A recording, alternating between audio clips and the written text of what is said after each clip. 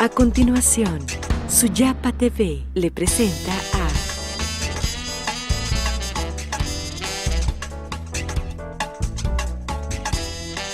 Carlos Ramos en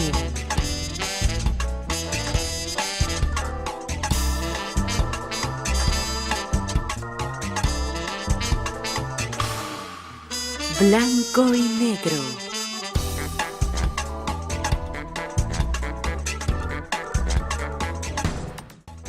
Hola, les saluda Carlos Ramos. Gracias por estar pendiente de la programación de Suyapa TV. Esto es En Blanco y Negro y este día tenemos una conversación con un personaje de la sociedad hondureña que la podemos definir sencillamente como un abnegado, un buen hijo de Honduras, porque a lo largo de los años y a través de la medicina ha hecho mucho y a través de otras actividades también en el ámbito político. Le damos la más cordial de las bienvenidas al doctor Enrique Aguilar Paz. Bienvenido, doctor, a En Blanco y Negro. Encantado. Gracias por acompañarnos. Gran ¿Cómo está placer usted? de estar con usted Tome acá. asiento, por favor, doctor. Muchísimas gracias, con mucho gusto. Sabemos de que ha hecho pues, un espacio en su agenda para poder atendernos y qué alegría poder tenerlo acá en los estudios de Suyapa TV. Igualmente, sí. Doctor, antes de iniciar esta conversación, por supuesto, queremos conocer un poquito más de usted. ¿Dónde nace el doctor? Esa es una pregunta muy interesante y siempre que me la han hecho, he de recordar 3 lugares de Honduras. Y usted dirá, pero solo se nace en uno. Pero yo fui concebido, mi padre se casó en 1927. En ese entonces él era diputado al Congreso Nacional en el gobierno de su pariente, el doctor Miguel,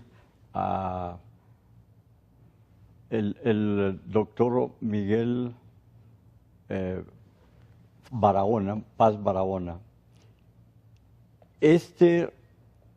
Al interrumpir su gobierno, se interrumpe la actuación de mi padre en el Congreso y entonces él decide irse a vivir a una finca que tenía en Santa Bárbara, en la montaña de la Nieve. La aldea se llama San José de Oriente. Y ahí se dedica a 2 cosas, ganadería y caficultura. Fue uno de los primeros caficultores de Santa Bárbara. Estando ahí con mi madre, ahí fui concebido. Pero cuando tenía mi madre 8 meses de embarazo, mi abuela, doña Encarnación Flores de Cerrato, decidió ir a traerla porque no confiaba en las parteras de aquella aldea santabarbarense que pertenece al municipio de Ilama. Y entonces decidió traerla y nos trasladamos a Pespire. Ahí nací un 15 de febrero de 1931 con la experiencia de María del Tránsito Baquedano, una partera que precisamente había atendido a mi abuela cuando nació mi madre. Pero eso fue el 31. En 1933 mi padre se traslada a vivir a la capital de la República, donde prácticamente he pasado el resto de mi vida. De manera que cuando se me hace la pregunta, pienso en 3 lugares. En la aldea de San José de Oriente, en la montaña de la Nieve de Santa Bárbara, un lugar muy fresco, muy agradable, y donde después fuimos a pasar todas nuestras vacaciones mientras estudiábamos primaria y secundaria, de manera que nos hicimos afines al ambiente campesino de Santa Bárbara. Nací en Pespire y he vivido toda mi vida en la capital de la República. ¿Y aquí hace sus estudios primarios en la capital? Aquí hice los estudios primarios en la que era antes ubicada ahí por Los Dolores, la escuela Álvaro Contreras. Es interesante decirle que la profesora que me enseñó a leer y escribir era la hija del del general Tosta, Vicente Tosta. Se llamaba Concepción Tosta Fiallos, pero todos le decíamos señorita Conchita. Era muy amable, apenas tenía 17 años de edad. preciosa, no solo físicamente, sino moralmente. Y tenía una paciencia extraordinaria y logramos con ella aprender a leer y escribir. Después tuvimos otra maestra, Cayita, ella era la profesora Cayita, era muy severa, muy enérgica, pero sin embargo nos enseñó bastante, sobre todo en disciplina. En tercer grado tuvimos ahí mismo, en esa misma escuela, al profesor Pineda Guevara. Don Francisco Pineda Guevara era un hombre muy paciente, yo lo consideraba como santo, con una extraordinaria don de gentes, que nos enseñó en el libro Marta y Jorge, que era de Constancio C. Vigil, una serie de principios cívicos y morales que ayudaron mucho en la vida. Ya el cuarto y quinto grado lo pasé en el Colegio San Miguel. Ahí en el Colegio San Miguel, indudablemente había una concentración de grandes maestros de todo Centroamérica. El padre Mario Morera de Costa Rica,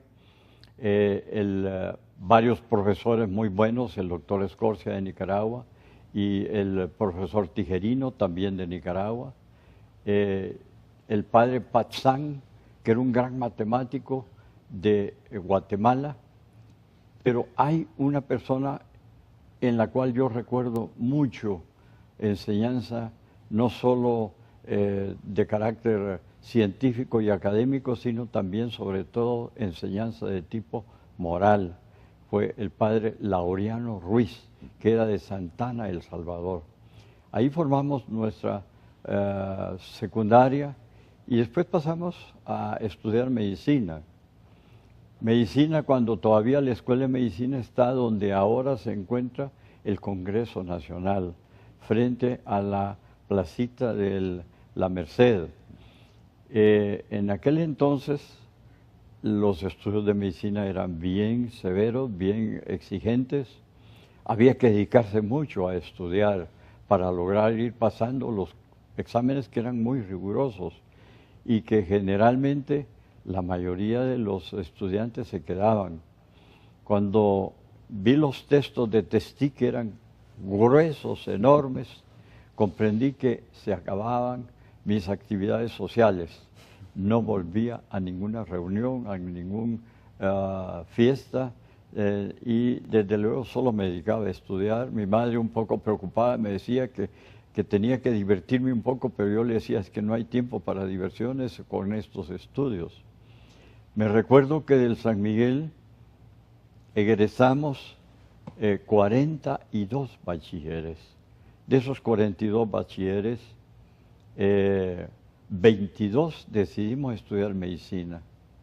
Y de esos 22, solo yo pasé anatomía, porque los demás compañeros se dedicaron siempre a sus deportes, a sus actividades sociales, y no había compatibilidad de desperdiciar más tiempo en eso.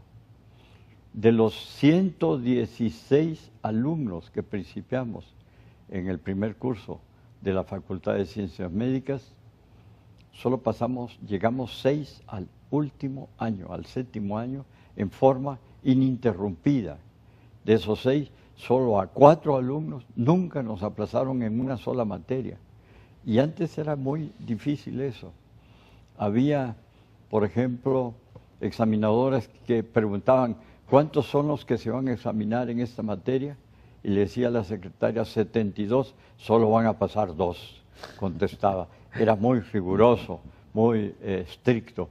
Pero se demostró que cuando uno se dedica al estudio y cuando contesta bien las diversas preguntas que le hacen, pues lógicamente tienen que darle una buena calificación.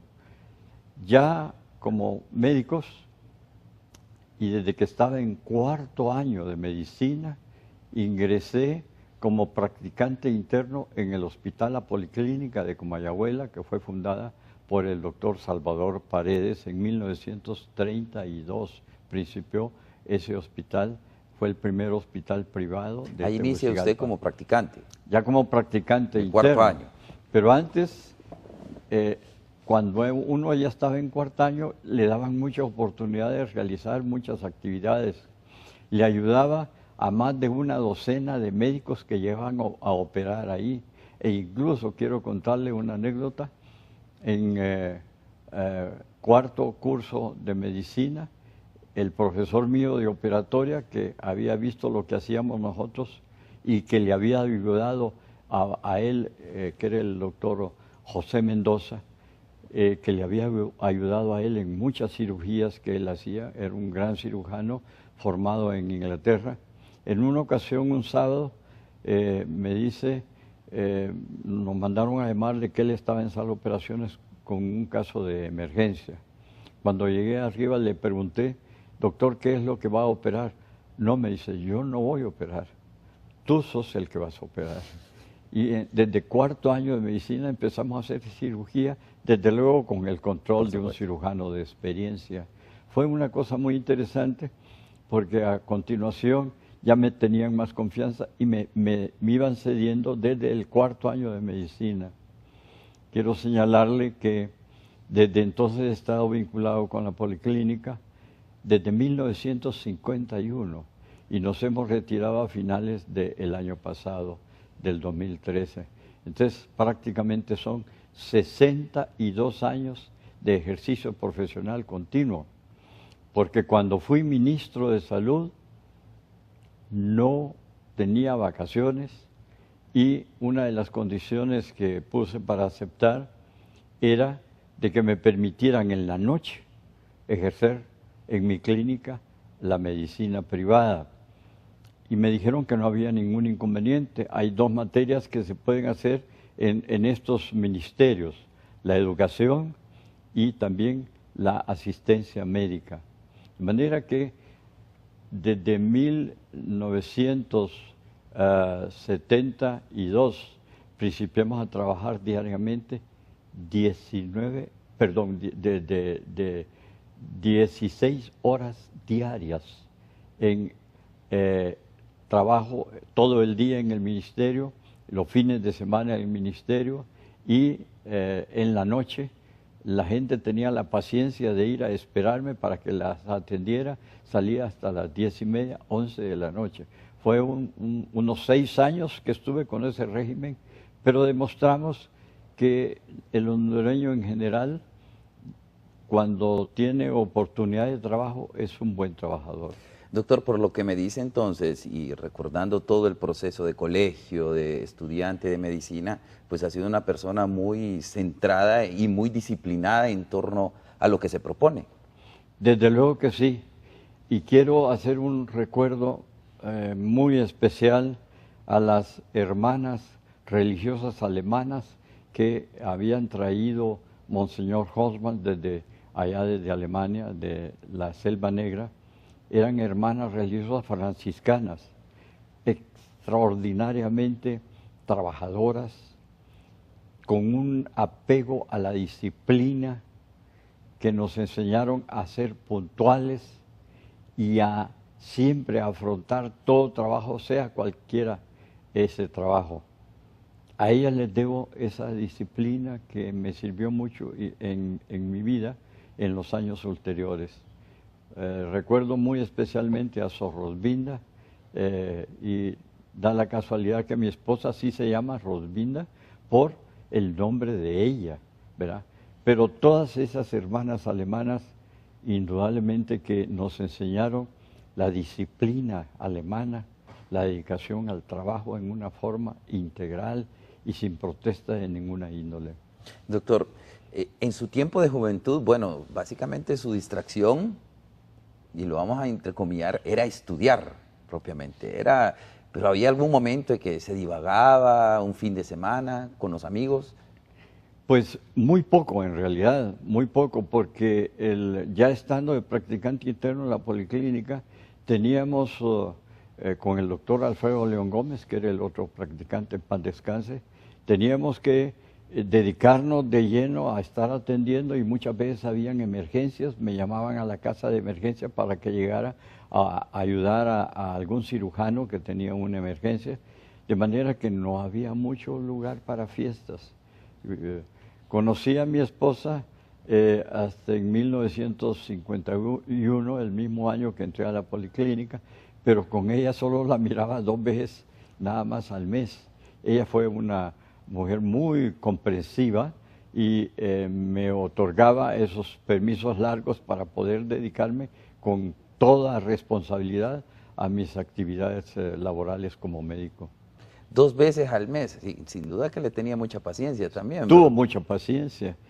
No solo eso, sino que cuando yo me titulé de médico, porque yo le había prometido a ella que no me iba a comprometer con ella hasta que no fuera médico, ese mismo día que leí la tesis, un 4 de febrero de 1972, ella me dijo que le advertí yo que pensaba, la policlínica me iba a dar una beca para poder asistir a la Argentina a estudiar otorrinolaringología. Pero le dije yo a ella que yo no tenía recursos económicos para poder sostener un hogar allá. Y luego, conociéndome con la responsabilidad que tenía, ya el no vivir en los hospitales es un inconveniente. Allá estuve yo viviendo en los hospitales, primero sobre todo en el hospital Alvear, Torcuato de Alvear, cerca de Chacarita, en el norte de la ciudad de Buenos Aires. Y en las tardes y noches incluso trabajaba en la clínica privada de mi maestro Juan Manuel Tato, el cual era un gran profesor. Vivió 102 años y todavía cuando tenía 100 años de edad asistía a su clínica para atender pacientes que se les remitían en interconsulta a sus alumnos. Ahí tuve otra gran enseñanza de dedicación, con mucha perseverancia, con mucha disciplina y con mucho ahínco de aprender. Y tuve grandes maestros argentinos. Doctor, después de la pausa sí me gustaría que me comentara en torno a que usted fue fundador, estando en su gestión como secretario de Salud, fue el fundador del Hospital Escuela, un centro pues que me gustaría que lo analizáramos, pero ¿le parece si después de la pausa a usted le invitamos que se quede con Suyapa TV, no toque su televisor? Esto es En Blanco y Negro, ya volvemos.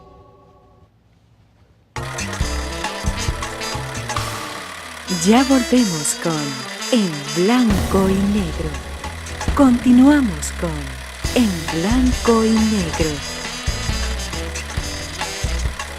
Gracias por continuar con nosotros en Blanco y Negro con el doctor Enrique Aguilar Paz. Doctor, usted, bueno, después de mucho sacrificio ya nos ha comentado cómo le costó de alguna medida con mucha disciplina llegar a ser médico. Le toca ir a la Argentina también en una situación no tan...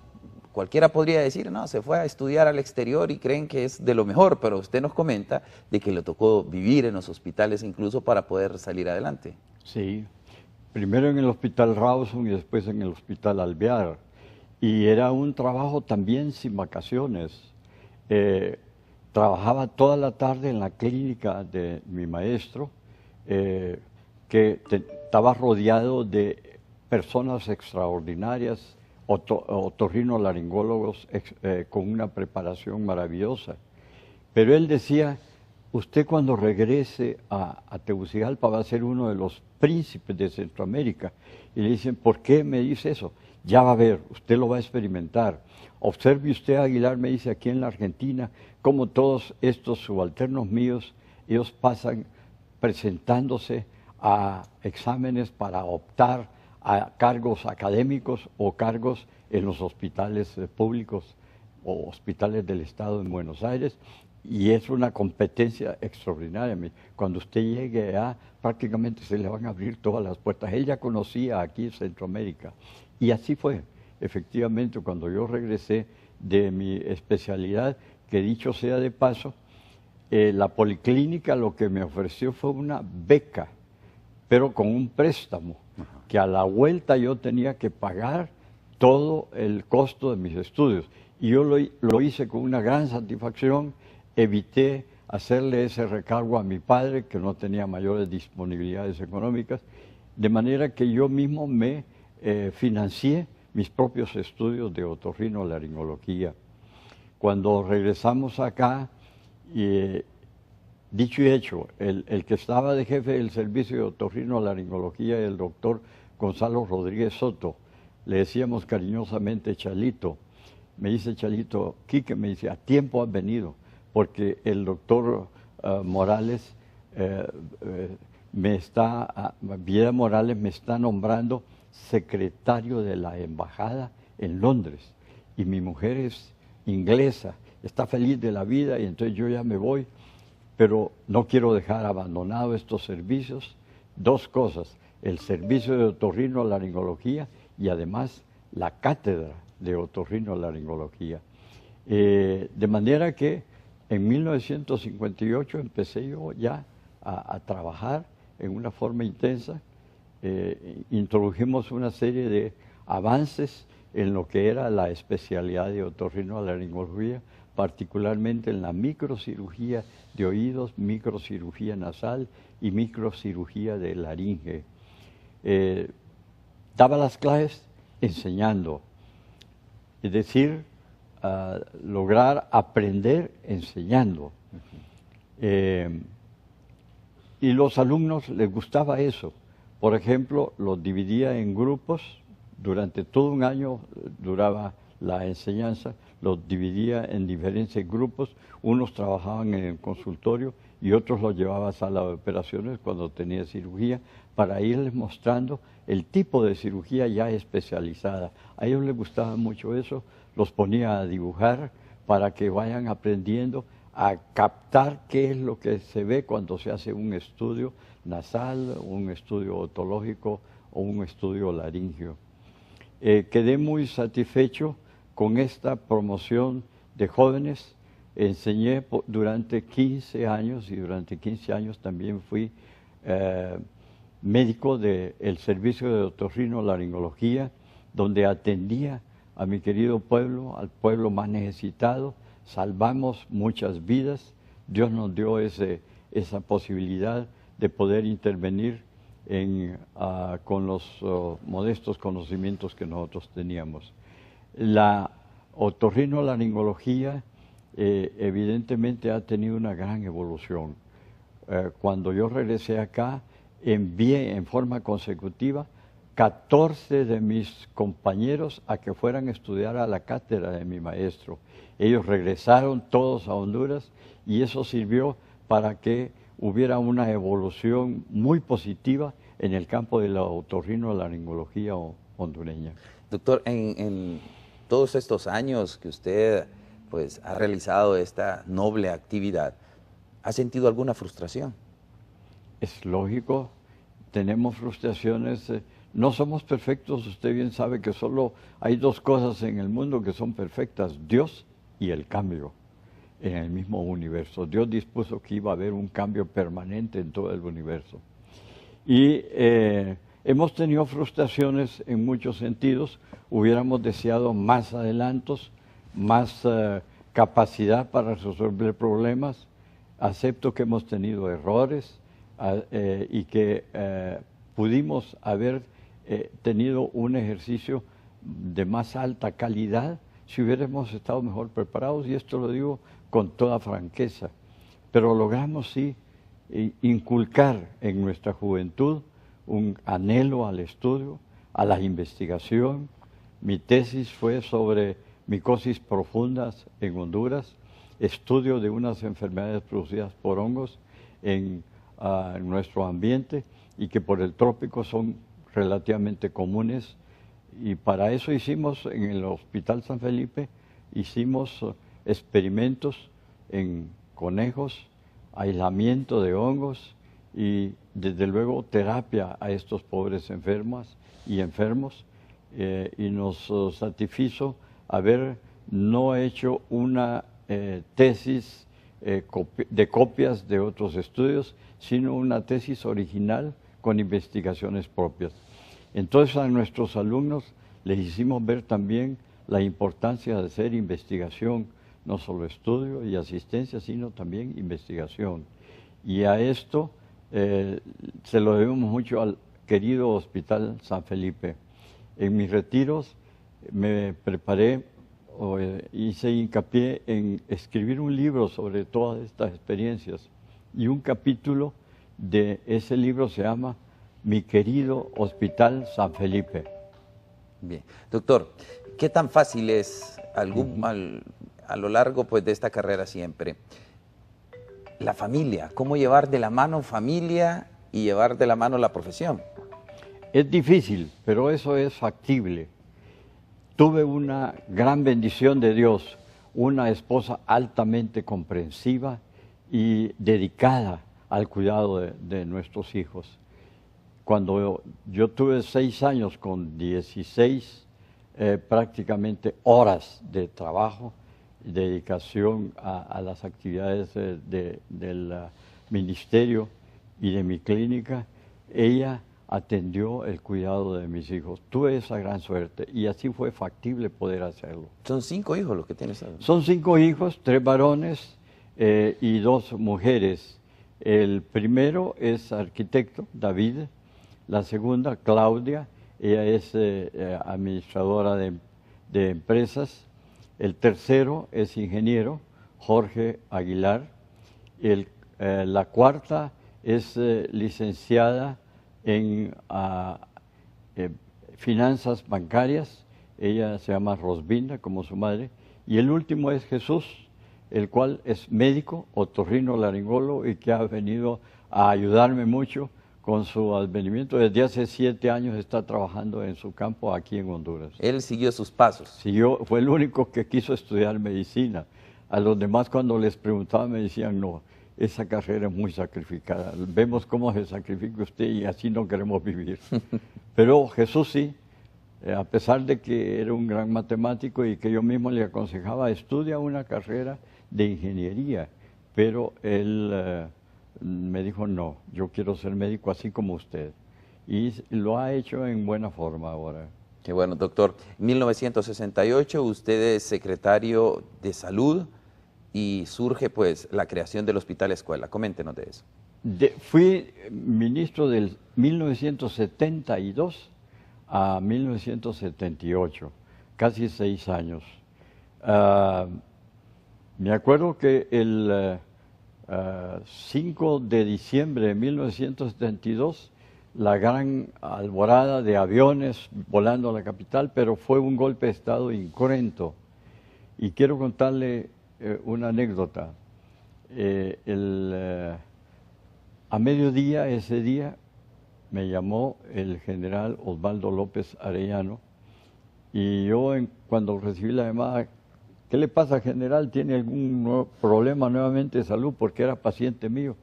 No, Aguilar, me dice, quiero que me haga un gran favor.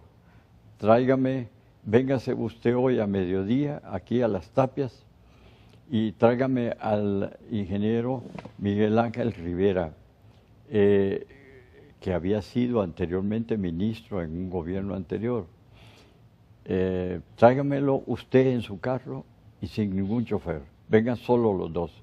Efectivamente, a la 1 de la tarde estábamos hablando con él y le ofreció al ingeniero Miguel Ángel Rivera el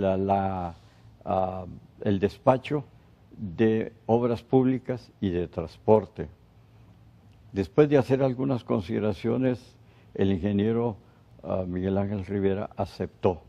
Era un hombre íntegro, muy preparado, muy honesto, muy honesto.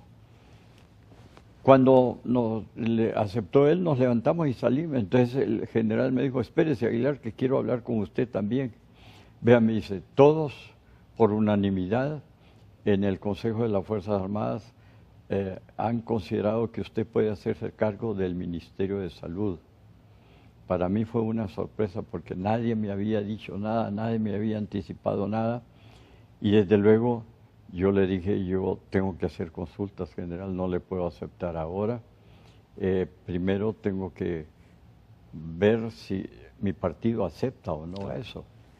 Me dijo, ay, me dice, él estaba fumando su puro, ya se rascó la nuca, se quitó el puro, me dice, ya nos fregó usted, me dice, porque queríamos anunciar ya mañana en la madrugada la integración del todo el cuerpo del gabinete. Le dije yo, ¿y a qué horas necesito traerle la respuesta? Era las 2 de la tarde en ese momento. Y me dijo a las 7 de la noche. Tenía 5 horas nada más para 5 horas, inmediatamente me vine, dejé al ingeniero y después me fui a la junta directiva y a la comisión política de nuestro partido, Innovación y Unidad, PINU. Y allí había un entusiasmo cuando les conté que habían nombrado ministro de Obras Públicas al ingeniero Rivera y que a mí me proponían el Ministerio de Salud. Les pregunté qué pensaban sobre el asunto y me dicen, apenas tenemos 3 días de iniciar un nuevo partido, 3 años, y ya nos están ofreciendo 2 ministerios. Claro que sí, acepte, doctor. Y entonces no estaba todavía contento. Me fui a la universidad, a la Facultad de Medicina, y hablé con el doctor Rigoberto Alvarado Lozano sobre si contaba con la ayuda técnica de los salubristas, que tenía un grupo de salubristas ahí extraordinarios, doctor Godoy Arteaga, Antonio Pinto, entre otros, y él mismo. Y me dijo que sí, encantados, más bien estaban entusiasmados, te conocemos muy bien a ti, me dicen, y sé que vas a poder hacer una buena labor ahí, cuenta con todo nuestro apoyo. Aún así me hacía falta una consulta con mi padre. Yo no estaba anuente a aceptar el cargo por una sencilla razón, porque no era un gobierno constitucional, y para mí eso era muy importante. Fui donde mi papá, él estaba ahí en la casa, estaba tomando un café. Le conté todo, lo oyó con serenidad, con prudencia, todo lo que me habían ofrecido, y me dijo, usted de los que ha estado escribiendo, me dice, en los periódicos, nuevas ideas sobre cómo gobernar Honduras. En la vida, me dice, no solo hay que escribir sobre ideas, sino que hacer esas ideas realidades. Creo que esta es una oportunidad, me dice, que usted tiene, que Dios le ha puesto, para hacer algo por este pobre país. Y después me contestó con una frase que fue determinante. Solo los cobardes no van a las trincheras. Así me dijo. Ya quedé yo fulminado. Entonces me fui inmediatamente, ya a las 5 de la tarde, nuevamente a Las Tapias, hablé con el general y le dije, acepto, pero con 3 condiciones. ¿Cuáles son? Me dice. Primero, la primera condición, que nos permita a nosotros hacer toda la política, rectorar toda la política de salud en el país. Para eso lo hemos llamado, me dice, está muy bien. Le conté que iba a tener el apoyo de los salubristas de la Facultad de Medicina y le gustó mucho. Segundo, que me permita a mí nombrar mi propio equipo desde el cargo de viceministro. Y entonces él, en una forma muy caballerosa, me dijo, doctor, me dice, le prometo por el honor de las Fuerzas Armadas que yo no le voy a mandar ni un solo recomendado. Y cumplió esa promesa. Nunca me mandó un solo recomendado, de manera que estaba liberado de política y podíamos hacer todo lo que debía hacerse técnicamente, científicamente, en el campo de la salud pública. Y la tercera condición, me dice, bueno, le digo yo, que me permitan trabajar como médico, porque con el sueldo del ministro no puedo atender mis gastos de familia. El sueldo del ministro era 2.000 lempiras, y 2.000 lempiras era lo que le pagaba yo a la escuela americana en el estudio de mis hijos. Y él me dijo, no hay problemas, educación y asistencia médica se puede. Y así principiamos. Fue un entusiasmo especial. Quiero señalar que llegamos a constituir lo que se llamó el modelo de salud de Honduras, presentado en Rusia como una cosa novedosa en salud pública. Y personalmente lo fui a presentar a Ginebra, allá tenía una sorpresa para mí, me nombraron presidente de la Asamblea de la Organización Mundial de la Salud por los avances que habíamos hecho en salud rural. Para resumir, el secreto del modelo hondureño de salud es uno solo: participación activa de la comunidad en la salud. Y desde luego incorporar a ciertos agentes como el guardián de salud, parteras empíricas, administradores de salud locales en el proceso. Le voy a dar un dato. Con el presupuesto del primer año, 1973, yo podía construir solo 3 centros de salud. Toqué las puertas a la comunidad hondureña y les dije que si me ayudaban dándome terreno, dándome adobes, tejas, madera y desde luego el trabajo libre, todo el pueblo hondureño contestó positivamente. De manera que puedo dar fe que el pueblo hondureño es cristalino, dispuesto a ayudar en todas aquellas cosas que la ve y que beneficia a sus familias, a su grupo, a su comunidad. No hicimos 3 centros de salud ese año, hicimos 15.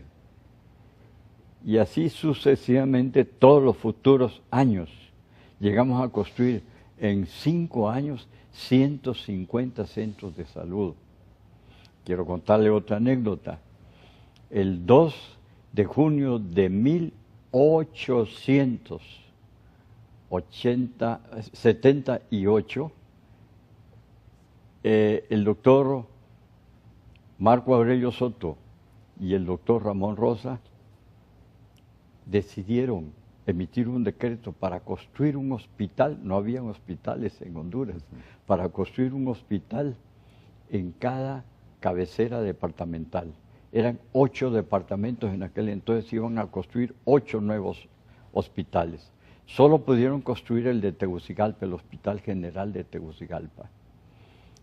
Y entonces, eso fue en 1878.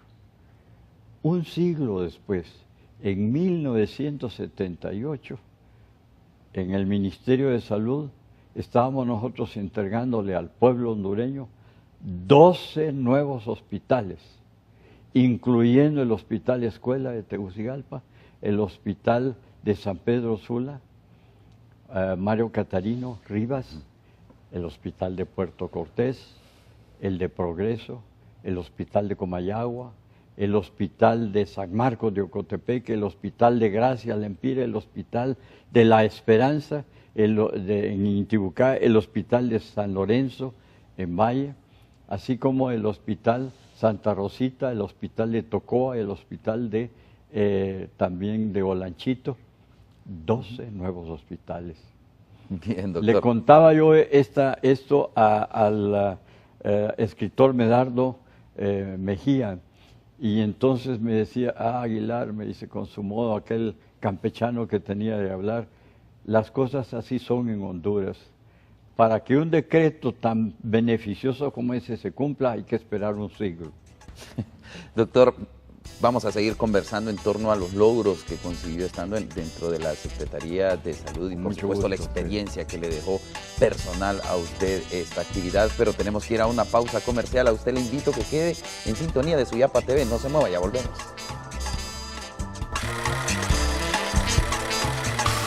Ya volvemos con En Blanco y Negro. Continuamos con En Blanco y Negro. Continuamos en esta amena conversación con el doctor Enrique Aguilar Paz. Doctor, un logro completo en sistema de salud, en su gestión, pero la experiencia personal que le deja a usted. Indudablemente demostramos históricamente que hay que trabajar en equipo. Lo que modestamente y en lo personal yo contribuí nada más fue en armonizar extraordinarias ideas de mi grupo de trabajo. El equipo que teníamos era extraordinario. Se elaboró durante esos 6 años con un alto espíritu patriótico y con un alto sentido de unidad. Había indudablemente un anhelo de ayudarle al pueblo y nosotros supimos cristalizar eso para dejar un recuerdo histórico que fue fuera de las fronteras hondureñas un modelo digno de aplicar en una serie de países en desarrollo, como en Latinoamérica y en África y algunos en Asia. Nos satisfizo mucho saber que en Honduras también se pueden hacer las cosas con suma moralidad e integridad. Cuando yo hablo que necesitamos hacer una transformación moral en Honduras y trabajar sin corrupción, lo digo con algún sentido de experiencia. Sí se pueden manejar los fondos del Estado sin hacer robos, sin hacer riquezas personales, y eso lo digo con toda experiencia. Indudablemente que uno de los grandes problemas que tenemos ahora es la corrupción, la inseguridad, la injusticia social, pero todo eso se puede ir superando con un alto espíritu de amor al país. Cuando estuve yo de ministro de Salud, recorrí todo Honduras. No hubo ni un solo municipio que no visitara, porque les dije a mis compañeros, si queremos hacer una buena salud, tenemos que tener un buen diagnóstico de salud. Y el diagnóstico de salud no lo vamos a tener aquí en este escritorio del ministro. Hay que salir afuera, les dije yo, y visitar los caseríos, las aldeas, los lugares más remotos, y ver qué son las necesidades prioritarias que tienen. Y así hicimos un buen diagnóstico de salud y empezamos a trabajar en ese sentido. Descubrimos, sin embargo, que también en nuestro campo político teníamos muchas fallas. Honduras es un país con grandes recursos, extraordinario. Uno de los recursos que más tiene son sus grandes fuentes hidrológicas, sus ríos. Si nosotros supiésemos ya ir haciendo represas para transformar esa energía en energía hidroeléctrica, indudablemente que Honduras tiene para producir las necesidades de energía eléctrica de todo Centroamérica y todavía le sobra. Tendríamos grandes ingresos. Tenemos un país todavía con tierras extraordinarias donde con un sistema de irrigación permanente podemos hacer producción constante todo el año de más de 64 productos agrícolas exportables. Tenemos todavía recursos de maderas, bosques que con el sistema con la propiedad y virtud del Pinus carpa que se reproduce él solo, no necesitamos mayor reforestación, todavía hay grandes recursos. Tenemos recursos turísticos maravillosos, no solo arqueológicos y coloniales, sino que también naturales.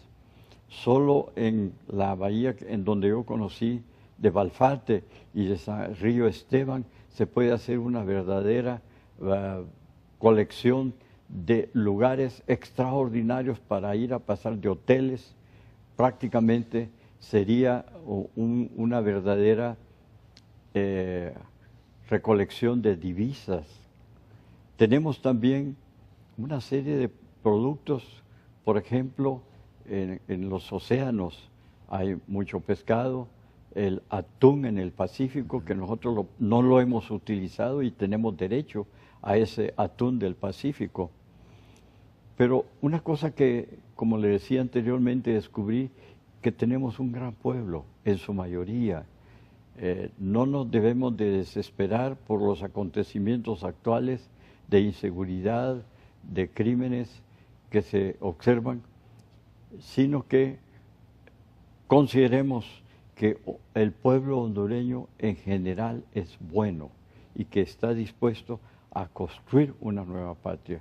De manera que yo tengo a pesar de reconocer que no hemos administrado bien a Honduras, lamentablemente, con raras excepciones, con algunos periodos, tal vez la reforma de Soto y de Rosa, Miguel Paz Barahona, que hizo un gobierno muy democrático, Gálvez, que impulsó mucho la economía del país, Vida Morales, evidentemente con las actividades sociales que hizo.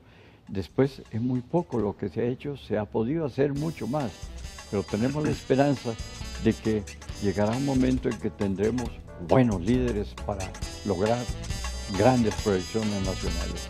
Doctor, lo interrumpo un momento, vamos a nuestro último corte comercial. Le invito a que quede siempre acá en Blanco y Negro. Ya volvemos. Ya volvemos con En Blanco y Negro. Continuamos con En Blanco y Negro. Bueno, y continuamos en este último segmento conversando con el doctor Enrique Aguilar Paz. Doctor, ya nos queda muy poco tiempo, pero sus consideraciones finales en torno a la actitud que debe de asumir el hondureño. Eso es importante. Si hay algo que nosotros debemos de atender, es ganar la guerra con nosotros mismos, analizar nuestros defectos y corregir esos defectos. Indudablemente que recuerdo el pensamiento de Alfonso Guillén Zelaya sobre el nuevo hombre, ¿verdad? Que él considera que debe de ser dueño de sí mismo, dueño de su existencia, pero que en las conciencias forja una nueva conciencia y que en el derecho escribe un nuevo diccionario. Ese es el hombre solidario de Alfonso Guillén Zelaya. Y el hondureño puede transformarse.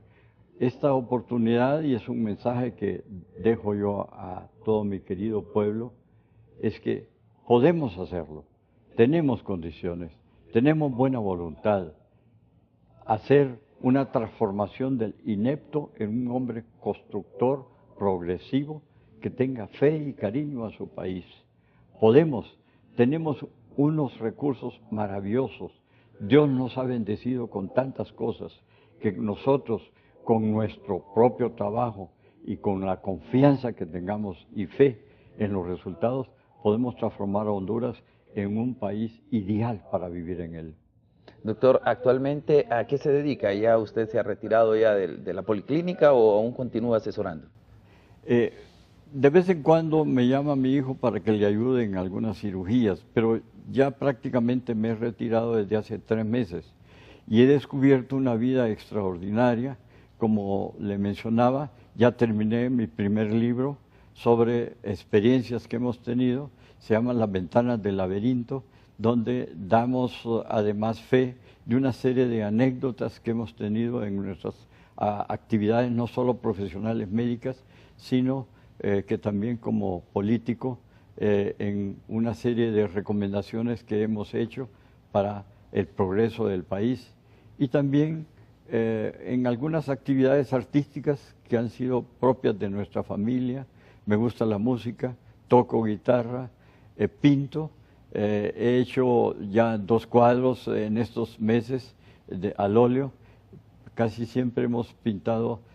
Sin embargo, todas nuestras presentaciones científicas las hemos hecho proyectando pinturas de las diversas actividades, de las diversas patologías que hemos encontrado. Estoy satisfecho porque tengo tiempo de leer, de meditar sobre todo, y algo que es sumamente importante es estar con mi familia. Tantos años que los dejé abandonados por dedicarme a actividades de deberes que tenía que cumplir con mi patria, que ahora puedo dedicarme a ellos, particularmente a los nietos, ayudar en su formación moral, cívica y fomentar en ellos lo que mi padre fomentó en nosotros mismos, el Doctor, respeto y amor al país. Claro.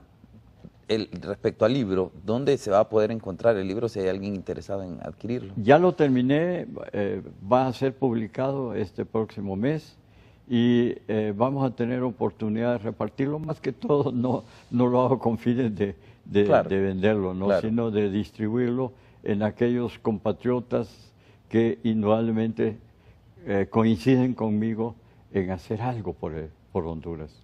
Y sí se puede hacer. ¿Se siente satisfecho hasta lo que ha hecho ahora?